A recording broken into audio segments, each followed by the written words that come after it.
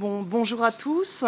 Donc moi j'interviens ici, donc je suis Gwenola Possemé-Rajo, j'interviens ici en tant que consultante indépendante. Je travaille pour le Centre pour le dialogue humanitaire, qui est une organisation spécialisée dans la médiation politique et qui a été très impliquée au Mali depuis 2012. On a fait surtout, enfin vous avez reçu d'ailleurs je crois des représentants, on a fait surtout beaucoup de dialogues intercommunautaires. Voilà. Alors moi, dans le cadre du Centre pour le dialogue humanitaire, j'ai eu plusieurs missions, mais notamment une mission qui n'est pas vraiment en lien directement avec la médiation politique, mais qui peut l'aider aussi. On nous a demandé de faire une étude, en fait, sur tous les investissements publics qui avaient été réalisés depuis 20 ans dans les 3 régions du Nord Mali. Voilà. Donc, je suis allée à plusieurs reprises, évidemment, au Mali, où j'ai rencontré un certain nombre d'acteurs, des acteurs politiques, nationaux, locaux, internationaux. Et puis j'ai commencé à travailler donc sur cette question de les investissements publics, donc l'aide au développement essentiellement, parce que c'est ce qu'on trouve essentiellement au Nord Mali. Donc, évidemment, comme vous pouvez l'imaginer, vu la situation politique en 2012 et en 2013, nous n'avons pas pu nous rendre dans le Nord Mali, pour des raisons de sécurité évidentes. Donc nous avons essentiellement rencontré nos interlocuteurs à Bamako, mais étant donné que tout le monde était à Bamako, finalement c'était d'une certaine façon assez pratique parce que il y avait énormément, que ça soit au niveau des réfugiés, des femmes et des enfants qui étaient réfugiés. Nous avons rencontré des femmes aussi, et les acteurs locaux, les maires, les représentants de région étaient à Bamako. Il y a eu un moment où c'était sauf qui peut. Donc nous les avons rencontrés à Bamako. Alors notre hypothèse de départ, quand on a commencé cette étude, c'était de se dire que les 3 régions du Nord, donc quand je parle des 3 régions du Nord, ce sont les régions de Gao, Tombouctou et Kidal. Donc que ces régions avaient été délaissées par la coopération internationale depuis 20 ans, qu'elles n'avaient pas eu la même attention que les autres régions du pays, et que donc leur sous-développement avait conduit des populations marginalisées à se rebeller contre le pouvoir et les autorités en place, et de les accuser évidemment d'avoir détourné l'aide au développement. Donc ça, c'était notre postulat, on était parti sur cette hypothèse-là. Il se trouve qu'à l'issue de cette recherche, de cette enquête, nous ne sommes pas arrivés tout à fait aux mêmes conclusions. Il y a du vrai, mais on peut nuancer, et ce sont ces conclusions que je vais partager avec vous.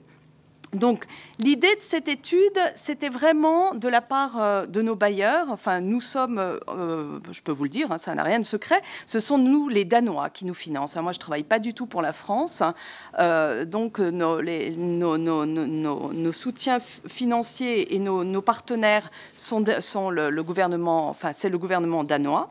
Et donc, le gouvernement danois voulait une cartographie, en fait, des projets et des programmes de développement qui avaient pu être mis en œuvre dans cette région.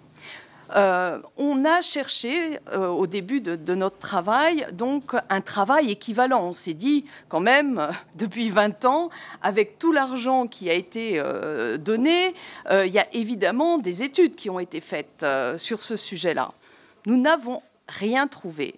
Vraiment, alors évidemment, je suppose qu'il en existe, mais que ces études n'ont pas été diffusées, ou nous n'avons rien trouvé d'équivalent.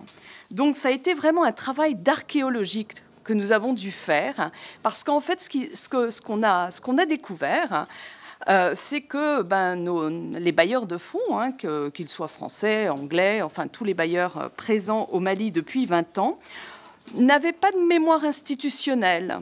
ce qui est quand même assez étonnant. Ça veut dire qu'on est capable de faire des programmes de développement, mais on ne sait plus exactement ce qu'on a fait, combien on a donné, à quelle époque. Oh, vous savez, il y avait quelqu'un d'autre avant en poste.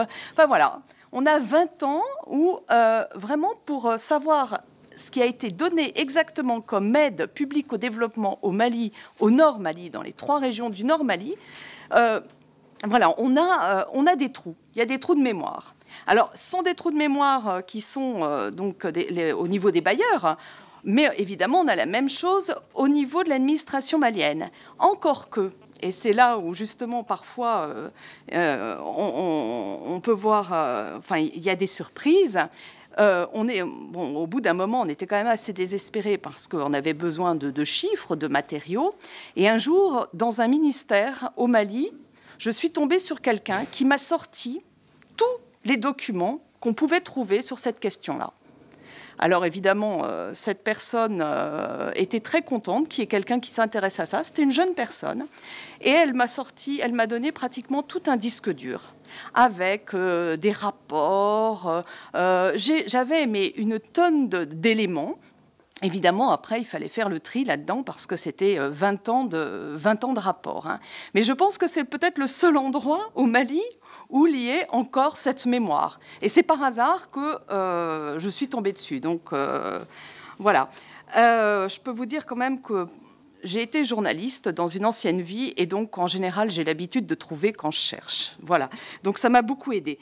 Alors, donc, on a eu tous ces éléments. On a ensuite croisé les expériences de terrain entre... J'ai rencontré pas mal de personnes, de Maliens, qui avaient dirigé des programmes dans le Nord Mali. J'ai rencontré des politiques, j'ai rencontré des directeurs d'administration. Et je peux vous dire aussi que c'était assez délicat à cette période-là, enfin en 2012-2013, de vouloir travailler spécifiquement sur ces 3 régions. Tout le monde n'avait pas envie qu'on travaille sur ces régions-là, et pour des raisons parfois très opposées. Alors, je voudrais faire aussi quelques remarques sur ces 3 régions maintenant. Donc, depuis plusieurs années, on présente ces 3 régions de manière très négative, hein, notamment par la présence des djihadistes et de la violence que cela a entraîné. Mais je voudrais quand même rappeler quelques éléments concernant ces régions. Il ne faut pas oublier que ces régions ont joué un rôle politique important dans la construction, justement, dans la construction politique et l'avènement démocratique du Mali. Étonnamment, ça, on n'en parle pas non plus. Mais on peut même dire, d'une certaine façon, que ces 3 régions ont été un peu un laboratoire politique du Mali, pour le Mali. Je vais vous donner quelques exemples. En fait, c'est à partir des demandes d'une plus grande autonomie dans les années il y a eu plusieurs périodes, mais à la fin des années 80 et au début des années 90, hein, donc une fois que le régime de Moussa Traoré est tombé, qu'il y a eu cette réforme de la décentralisation au Mali. Et certains programmes initiés au Nord Mali ont été des programmes pilotes pour l'ensemble du Mali. Par exemple, si on prend le programme Le Parade, qui est le programme d'appui à la réforme administrative et à la déconcentration. Un autre exemple, on a eu en 1993 la mise en place de collèges transitoires d'arrondissement, qui ont été, d'après ceux qui ont participé à ces expériences, de véritables laboratoires démocratiques au nord, qui ensuite ont été reproduits au sud du pays. Ils ont permis d'ouvrir la voie à la mise en place des communes sur l'ensemble du Mali. Enfin, il y a eu en 1996 la flamme de la paix, et qui en fait, cette flamme de la paix a été très importante. Donc la flamme de la paix, c'est quand on a décidé de faire toute une grande cérémonie en brûlant les armes pour montrer que voilà, la situation sécuritaire et politique était résolue et qu'on allait vers la paix. Et en fait, cette flamme de la paix a eu énormément d'importance au niveau sous-régional et même au niveau international. Au niveau sous-régional, on a eu, par exemple, à cette époque-là, la nomination de hauts fonctionnaires et de militaires maliens à la CEDEAO. On a eu le général Diarra, par exemple, qui a été propulsé au département paix et sécurité de la CEDEAO. La CEDEAO qui est la communauté économique des États de l'Afrique de l'Ouest, l'organisation régionale de l'Afrique de l'Ouest. Ensuite, Alpha Omar Konaré est devenu président de l'Union africaine quand même. Et s'il est devenu président de l'Union africaine, c'est aussi à travers et grâce à ce symbole de la flamme pour la paix et de la paix ramenée, soi-disant, au Mali. On a vu aussi l'accueil au Mali d'institutions sous-régionales comme ECOSAP, qui est le programme de lutte contre la prolifération des armes, et puis l'installation de l'école du maintien de la paix, Blondin Bey, qui se trouve à Bamako. Donc en fait, vous voyez, tous ces événements, tous ces éléments qui viennent du Nord ont joué un rôle important sur la politique malienne. Alors maintenant, revenons-en, ça c'était juste un aparté parce que je voulais quand même montrer, insister sur cet élément-là. Revenons-en à l'aide au développement au Mali, au Nord Mali. Donc on peut dire qu'il y a eu, vous l'avez rappelé tout à l'heure, mais le Mali, il faut savoir que le Mali vit sous perfusion de l'aide au développement. Hein, à peu près 60% des investissements sont issus de l'aide au développement. Et donc, c'est un élément extrêmement important pour le budget de l'État. Donc, on a les grands partenaires du Mali aujourd'hui sont les États-Unis, l'Union européenne, la Banque africaine de développement, la Banque mondiale et la Chine, qui représentent à eux seuls 60% de l'APD accordée au Mali. Donc, concernant l'aide au développement, on peut distinguer 3 grandes phases. Donc une première phase entre 92 et 95 qui correspond à des changements institutionnels et politiques et qui sont aussi marqués par une très grande instabilité au Nord Mali. Hein.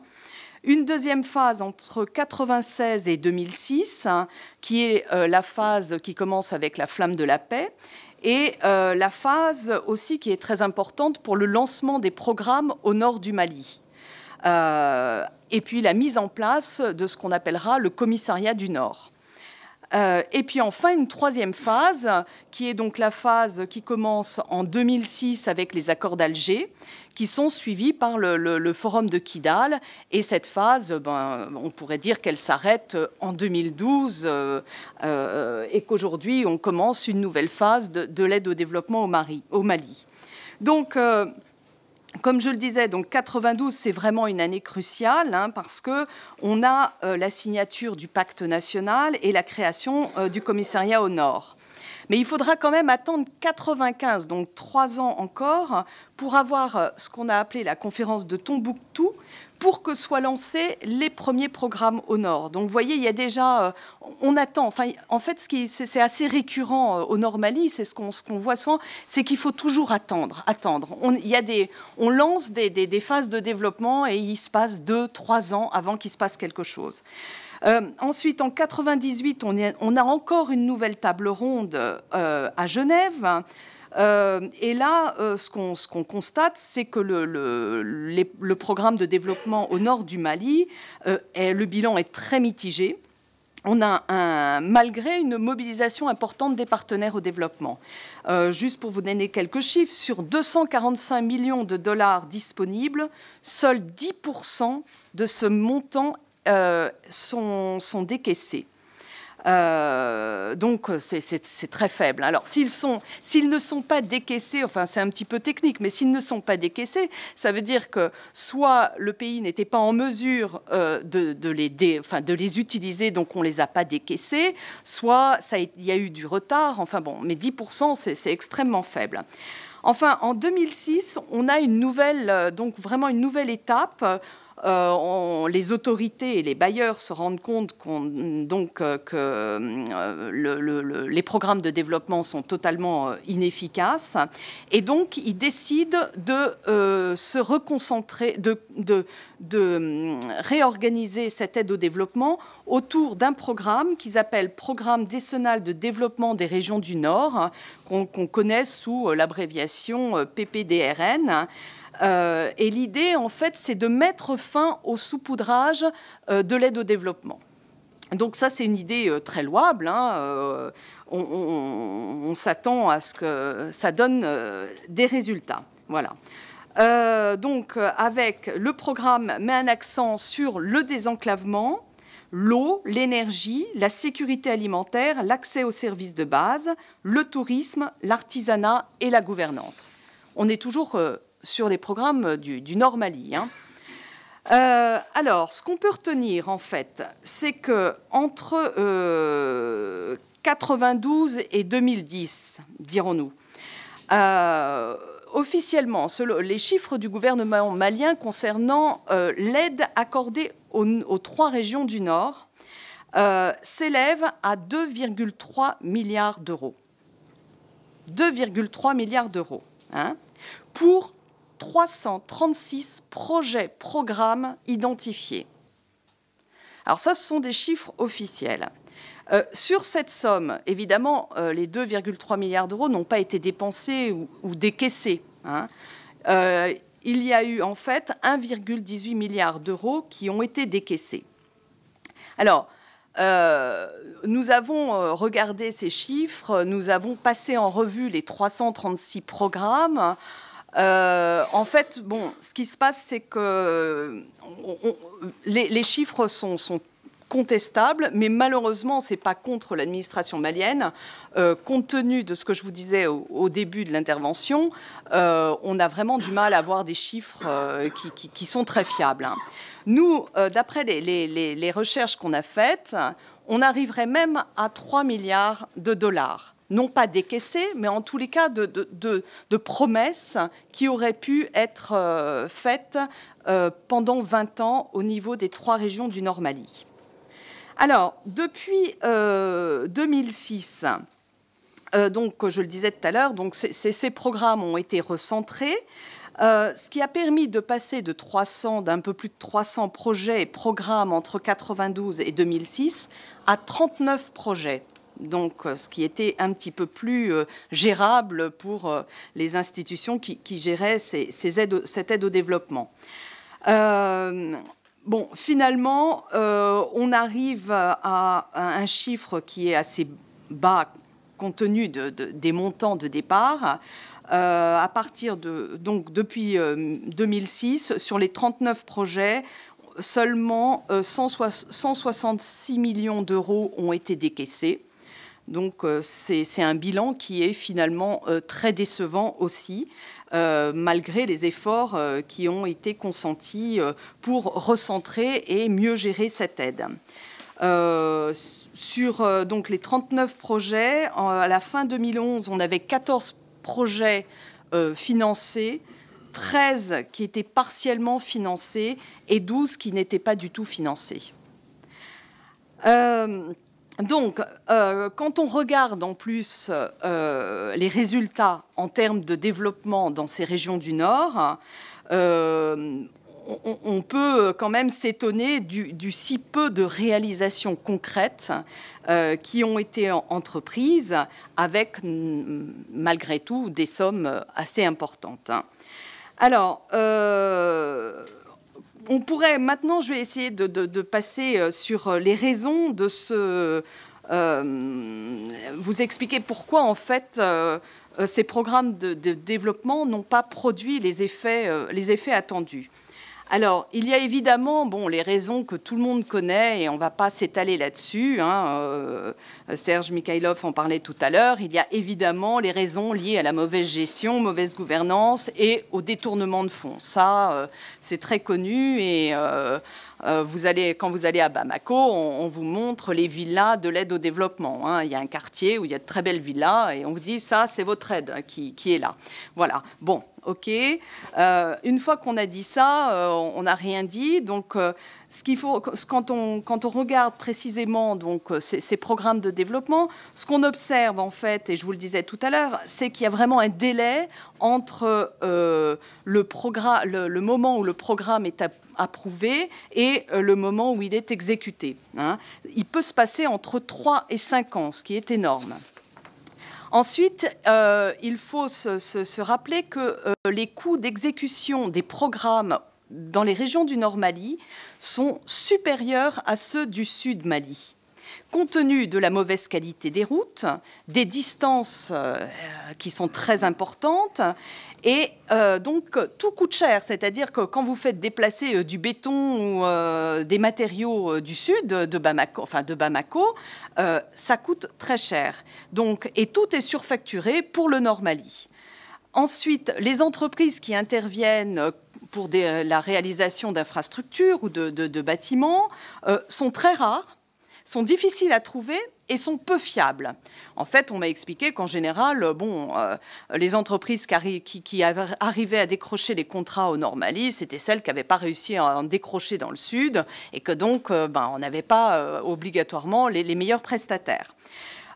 Ensuite, on observe dans tous ces programmes qu'il y a énormément d'abandon de chantiers en cours d'exécution pour des questions d'insécurité parfois. Et c'est vrai que quand on regarde le Nord, enfin les 3 régions du Nord Mali depuis 20 ans, si vous regardez toutes les périodes d'insécurité, elles sont plus nombreuses que les périodes de sécurité. Donc ça a un impact aussi sur la mise en œuvre des programmes. Ensuite, on observe également que l'accent est mis sur des programmes, alors là, c'est un petit peu, pas contradictoire, mais on est dans une autre région, sur des programmes de développement agricole, notamment d'aménagement, parce que vous avez le fleuve, évidemment, hydro-agricole, mais au détriment de certains programmes qui, selon les spécialistes, auraient mérité d'avoir plus de soutien, notamment ceux à l'élevage, parce qu'il faut quand même savoir que cette région du Nord Mali est une région d'élevage, et que le capital, le plus gros capital des populations du Nord Mali, ce sont leurs bêtes. Donc et que c'est une ressource pour le Mali en général qui est très importante. Mais il y a eu très peu de développement de l'élevage. Ensuite, il y a aussi les problèmes d'infrastructures routières qui sont extrêmement importantes, qui sont toujours le sujet, l'alpha et l'oméga du développement au Nord Mali. Hein. On a encore, les routes ne sont toujours pas, les routes ou les pistes ne sont toujours pas en état de circuler normalement. Et avec tous les problèmes d'insécurité, il y a eu des accords, il y a eu des programmes qui ont été spécifiquement faits pour les routes, mais malheureusement, en raison de l'insécurité, ces routes n'ont pas pu être terminées et le bitumage n'a pas été exécuté. Il apparaît aussi que ces régions ne sont pas en mesure de dégager leurs propres ressources. C'est-à-dire qu'elles ne sont pas en mesure de recouvrir les taxes, de recouvrir les impôts. Donc ces régions ne vivent que de l'aide extérieure. Aussi, on constate qu'il y a une très faible capacité d'absorption des financements. Et ça, c'est très important. Comme le disait M. Mikhaïlov, il ne suffit pas de donner de l'argent. Le problème, parfois, ce n'est même pas l'argent. C'est comment faire pour absorber, pour dépenser cet argent. Dans le Nord Mali, il n'y a pas d'infrastructures, les infrastructures bancaires sont quasi inexistantes et il n'y a pas un système qui permet donc de dépenser cet argent.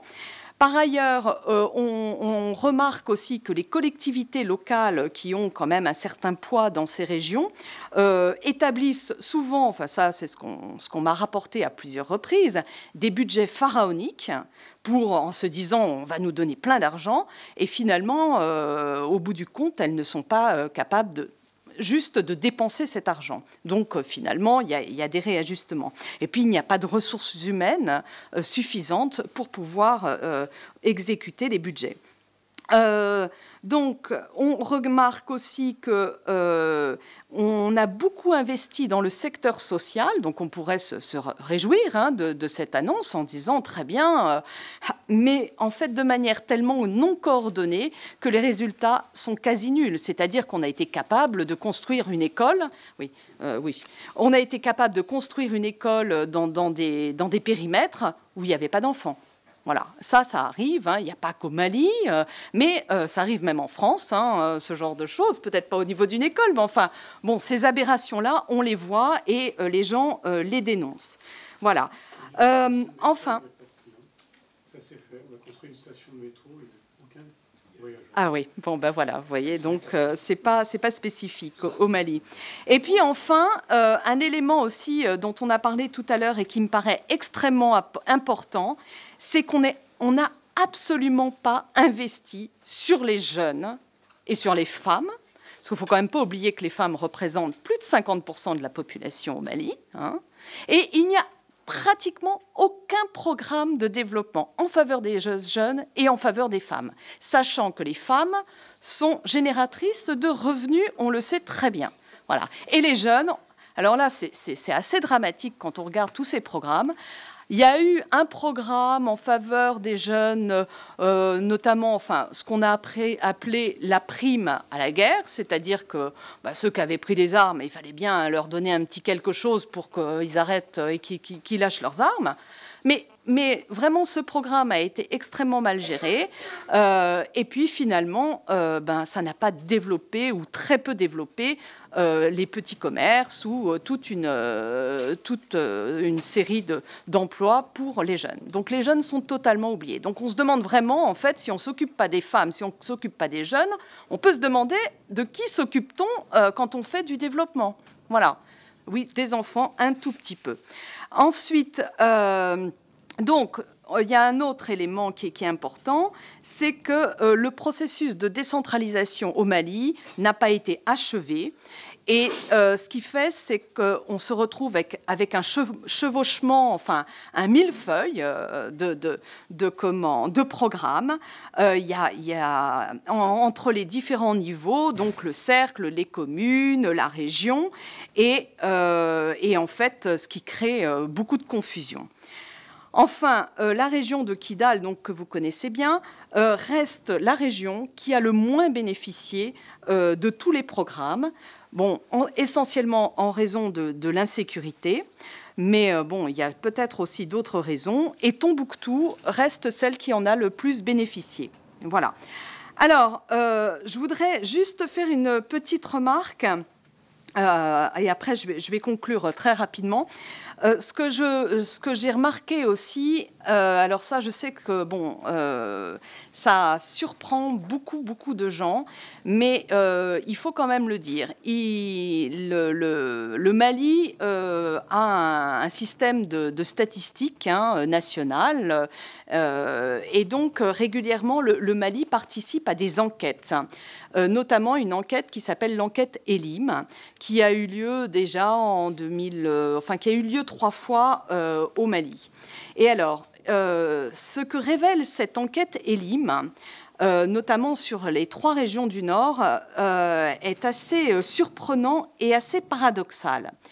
Et j'en reviens donc à mon hypothèse aussi de départ, c'est qu'on aurait tous pu penser que les indices, les indicateurs de pauvreté sur les ménages, donc l'enquête Elim, c'est une enquête légère intégrée auprès des ménages.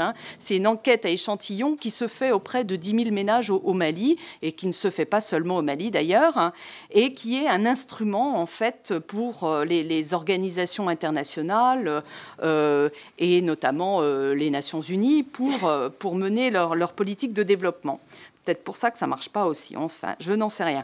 Mais en tous les cas, ce qui ressort de ces enquêtes, c'est que les 3 régions du Nord ne sont pas les régions les plus pauvres du Mali. Voilà.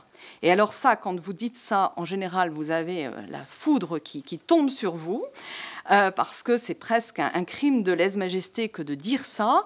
C'est pas moi qui le dis, c'est l'enquête Elim.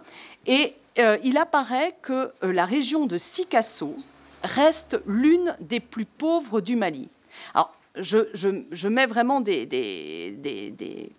réserves là-dessus, et je veux surtout dire qu'il faut quand même prendre en considération que le Mali est un pays très pauvre. Voilà. Donc on est dans des différences de pauvreté qui sont quand même...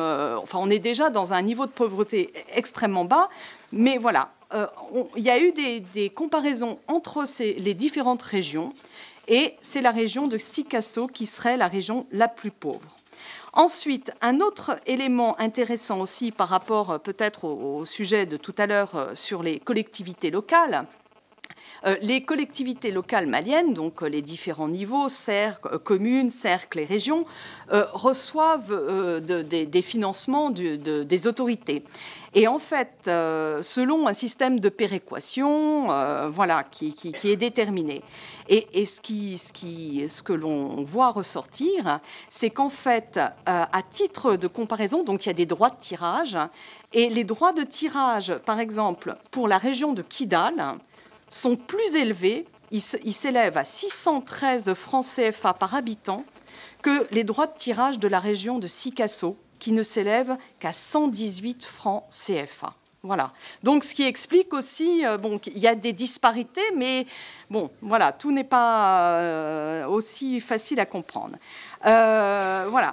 Donc, juste en deux phrases pour conclure, en fait, je pense que le non-développement ou les problèmes de développement du Nord Mali sont vraiment des problèmes, sont pas des problèmes de financement. Et comme disait M. Mikhailov tout à l'heure, entendre à la radio, on va donner 3 milliards de dollars au Mali, moi, j'ai du mal à entendre ce genre de choses, et je pense surtout aux Maliens qui entendent ce genre d'informations. Ça ne sert à rien de faire de ce genre d'annonce si, pour à la fin, on n'est pas capable, d'une part, de gérer, de débourser cet argent, et ensuite de financer réellement des programmes de développement.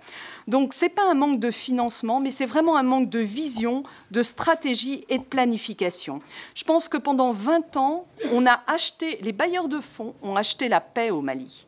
Alors que et en fait, paradoxalement, ça fait 20 ans que cette région est dans une instabilité permanente. Voilà. Donc je pense que s'il faut vraiment aujourd'hui investir, il faut investir dans la jeunesse malienne, et aussi donner un petit peu plus de pouvoir aux femmes, parce que je pense que les femmes maliennes ont des atouts pour pouvoir se lancer dans la bataille du développement. Je vous remercie.